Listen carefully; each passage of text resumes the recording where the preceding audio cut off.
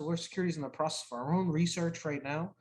where throughout Q1 of 2022, we monitored over 1,000 different banks and credit unions looking for impersonations of them. And we found quite a few, and only about a third, 31%, if I remember correctly, could possibly be detected with some kind of domain monitoring, meaning that only about a third had a name that was anywhere similar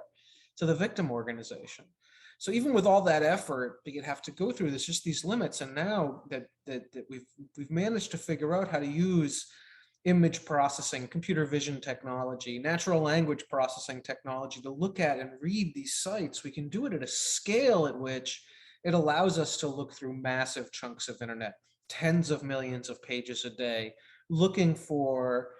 things like logos and phrases and images and colors and fonts and other identifiers that we can recognize and tie back to a brand.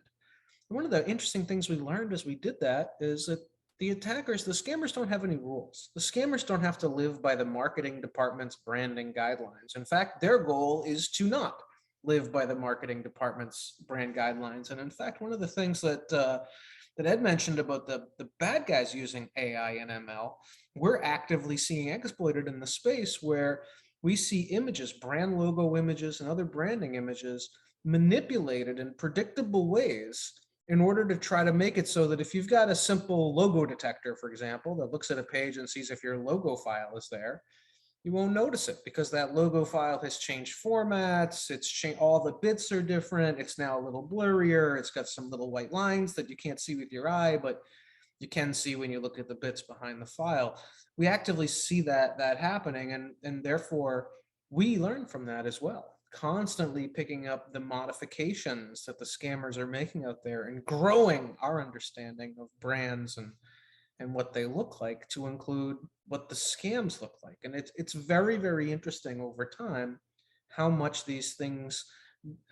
separate from each other. The legitimate brand going in its branding direction and the scammers going in a different direction, counting on the fact that most consumers don't have that level of intimacy with every brand that they interact with